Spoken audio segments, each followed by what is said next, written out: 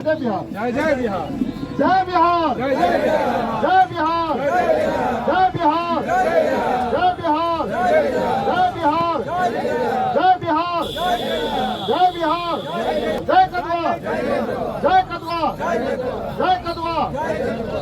साफ पानी नहीं मिलता है, बाढ़ आता है, नदी कटाव होता है, हम भ्रष्टाचार से परेशान हैं। इसके लिए कोई भी नेता आपका आवाज नहीं उठाता है। हम देखते हैं केंद्र में राहुल गांधी का चेहरा देख के वोट देते हैं, मोदी जी का चेहरा देख के वोट देते हैं, लेकिन जब इलेक्शन आता है उस टाइम हम लोग उसको देखते हैं, लेकिन जब मुसीबत आता है तो वही राहुल गांधी या मोदी जी हमको बचाने के लिए नहीं आता है।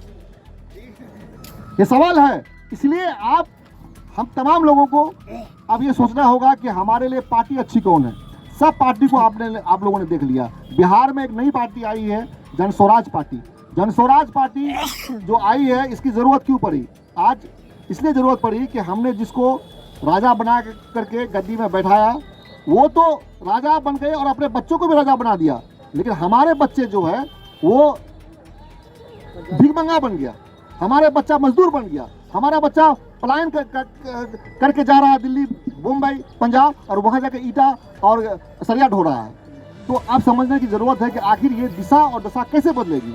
तो ये दशा और दिशा तभी बदलेगी जब हम जो पुराने पार्टी को छोड़ करके किसी नए पार्टी की ओर जाएंगे, एक विकल्प की ओर जाएंगे, परिवर्तन होगा। तो परिवर्तन के लिए एक नई पार्टी आई है। आपने हर पार्टी को देख लिया। आज देखिए कि कोई आप समझिए कि भाई ये बीमारू राज कहा जाता है बिहार को। बीमारू राज क्यों कहा जाता है? क्योंकि यहाँ सबसे ज़्यादा बेरोजगारी है, सबसे ज़्यादा पलायन है, सबसे ज़्यादा अशिक्षा है, सबसे ज़्यादा भ्रष्टाचार है। इसलिए बिहार को एक बीमारू राज का ठप्पा लग गया है। लेकिन जब बीमारी हम जान रहे हैं कि बीमार हो गया बिहार, तो इसका इलाज क्या होगा?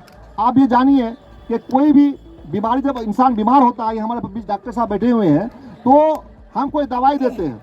अगर हम कोई दवाई देते हैं, उस दवाई का डेट अगर एक्सपायरी हो जाए तो वो दवाई काम नहीं करता है। इसलिए आपने गठबंधन का भी दवाई ले लिया, आपने एनडीए का भी दवाई ले लिया। दोनों दवाई से काम आपका नहीं हो रहा। वो बिहार को उन्नति की ओर ना गठबंधन ना एनडीए लेके जा रहा है। यानी कि ये दवाई आपकी एक्सपायर हो गई है। तो जब एक्सपायर हो गई है तो एक दवाई जो नई मार्केट में आई है, वो दवाई है जन स्वराज।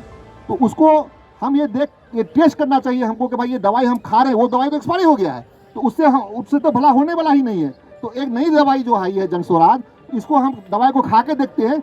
हो सकता है कि इसमें हम ठीक भी हो जाए, हो सकता है कि नहीं ठीक हो जाए। तो उससे अच्छा है ना कि एक्सपायरी दवाई से खाने से अच्छा है कि हम इस दवाई को खाएं जिससे 50-50 चांस है।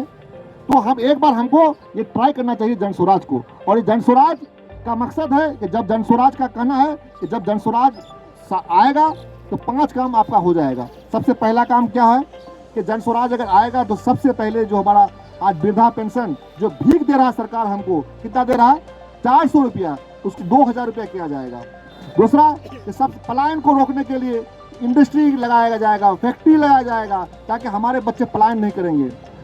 हमारे इलाके में स्कूल में जो पढ़ाई होती है वह सिर्फ और सिर्फ मिड डे मील और खिचड़ी खिलाने का केंद्र बन गया है। स्कूल पढ़ाई नहीं हो रहा है, मिड डे मील और खिचड़ी खाने के लिए ही बच्चे वहाँ जाते हैं। तो ऐसा स्कूल बने जो नेतरहाट टाइप का, नवोदय टाइप का, हर प्रखंड में 4 से 5 स्कूल ऐसा बनाने की ज़रूरत है। और हमारे जन स्वराज पार्टी ऐसा स्कूल बनाना चाहती है। दूसरा बात कि जो हमारी महिलाएं हैं, हमारी बहन है, आज घर में जाके देखिए कि हर इलाके में लेडीज लोग जो है, महिलाएं हैं, वो ग्रुप लोन के जंजाल में फंसा हुआ है। एक लेडी महिलाओं को जो है group loan 10-10 group loan, 12-12 group loan, 20-20 group loan तक ले लेता है। उसके बाद जब उसकी वसूली होती है वो वसूल नहीं कर पाता है। उसके घर से गाय, बकरी और कोई सामान उठा करके लोन वाले लेके चले जाते हैं। अगर घर में मोटरसाइकिल होती है तो वो लेके चले जाते हैं। तो ये ग्रुप लोन का जंजाल से मुक्ति मिलना चाहिए या नहीं मिलना चाहिए? आगे बहुत सारे ऐसे लोग हैं, महिलाएं हैं जो अभी उसके पति जो है आत्महत्या कर रहा है ग्रुप लोन के चक्कर में। तो जन स्वराज का कहना है कि हमारी सरकार आएगी तो ग्रुप लोन का जंजाल से हम हटाएंगे और 4% ब्याज के दर पे महिलाओं को हम जो है क्या देंगे? कर्ज देंगे। उससे वो क्या करेगा? मोमबत्ती बनाएगा, माचिस बनाएगा, गैस सलाई बनाएगा, छोटा छोटा टोकरी बनाएगा, छोटा छोटा कुटीर उद्योग जो हम लोग बोलते हैं उससे क्या होगा, अगर 1 लाख का लोन उसको मिलेगा तो मात्र पूरे साल में 4,000 उसको ब्याज मिलेगा। बाद बाकी पैसा से वो अपने आप को स्वावलंबी बना सकता है, अपना आर्थिक स्थिति को मजबूत कर सकता है। ये हमारा जन स्वराज का करना है। इसलिए जन स्वराज का जो 5 काम है वो 5 काम बहुत इंपॉर्टेंट है। और इसीलिए एक बार आप तमाम लोग जन स्वराज के पार्टी से जुड़िए। घोषणा कैसे किया, ये घोषणा हम लोगों के वजह से किया, जन स्वराज की वजह से किया। जन स्वराज आज 3 साल से प्रशांत किशोर घूम घूम के लोगों को समझा रहे हैं, पूरे बिहार में आवाज उठा रहे हैं कि वृद्धावस्था पेंशन 2500 होना चाहिए, 2000 होना चाहिए। ये इसका असर यह हुआ कि आज 1100 करने पर मजबूर हो गया है। लेकिन 1100 भी काफी नहीं है, कम से कम हमारी सरकार ये चाहती है कि 2000 हो। इसलिए जिसको नहीं मिला है और ये उसको मिले, तमाम लोगों को हम वृद्धा पेंशन वाले को भी हम जमा करना चाहेंगे और सारे मीडिया के सामने लोग मांग रखेगा, आपका ये मांग पूरे बिहार में जाएगा। इसलिए ये हमारा दूसरा मांग होगा। और तीसरा मांग, अभी हमारा सिकोंडा में सबसे बड़ा दिक्कत, अभी बेलटिकरी गांव में जाइए, हम गए थे बेलटिकरी गांव, एक बार वो धरना, आप पुल नहीं बना है, 2 आदमी मर गया है पिछला बार बाढ़ में। वहाँ पे क्या बेलटिकरी के बारे में कोई भी लोग होंगे तो आवाज उठाना पड़ेगा हम लोग को उसके लिए। तो बेलटिकरी गांव के लिए भी हम लोग एक बार कहे तो वहाँ गए थे, तो बोले कि आप लोग आइए धरना प्रदर्शन कीजिए सर, और हम लोग साथ में जाएंगे। तो इसलिए ये तीनों मांग हम लोग का रहेगा। और 30 तारीख को जो है एक विशाल आंदोलन हम लोग यहाँ करेंगे। और आप लोगों को से हम कहना चाहते हैं कि आप लोग अपने अपने गाँव में, अपने अपने घर में जाइए और लोगों को समझाइए कि भाई डॉक्टर साहब आगे बढ़ा है, जन स्वराज आगे बढ़ा है, और हम लोग उसका साथ दें, आम सभा को मजबूत करें, ता करके जो है एक हमारा जो हमको दिक्कत हो रहा है, हमको उस परेशानी से हम लोग को निजात मिले।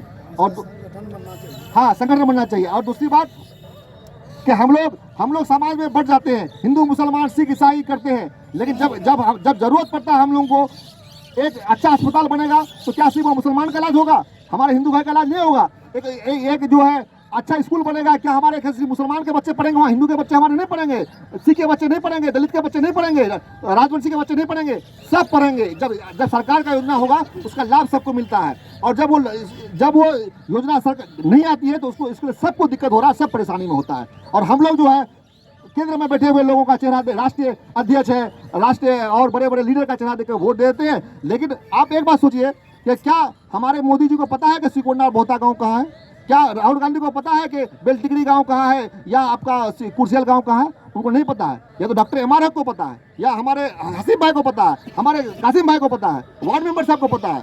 तो इसलिए एक बार आप लोग ये भी मुहिम चलाइए, पार्टी जो भी हो, लेकिन हमारा कैंडिडेट जो है स्थानीय होना चाहिए, वो लोकल होना चाहिए, ताकि रात के 12 बजे भी अगर जरूरत पड़े तो उसका दरवाजा हम खटखटाएं तो विधायक आपका विधायक नहीं बल्कि एक सेवक बन करके आपके सामने खड़ा रहे। ये होना चाहिए हमारा ये मोटो। इसलिए इस बार हमको एक ही नारा रहेगा कि कदवा बचाओ और लोकल लाओ। जब तक लोकल हमारा नहीं रहेगा तो कदवा विधानसभा बचने वाला नहीं है। आज बाहरी विधायक है, बाहरी विधायक आपका क्या करता है, जब आप उसको फोन कीजिएगा सगेल साहब को तो कहेंगे कि अरे हम क्या कर सकते हैं, हमारे बस की बात नहीं है। आप अगर ज़्यादा उसको बोलिएगा तो बोलेगा कि आप वोट लिए हैं सर, और आप बोलते हैं कि हम क्या कर सकते हैं कोई काम के लिए, तो बोलेगा हमको वोट थोड़ी ना दिए हो, आप तो गठबंधन को वोट दिए हो, पार्टी को वोट दिए हो। तो ये आपका विधायक का अहंकार बोल रहा है। तो इसलिए इस बार बता देना है कि कदवा की जनता कमजोर नहीं है। कदवा की जनता जब चाहेगी तो बड़े बड़े सल्तनत को भी हिला सकती है।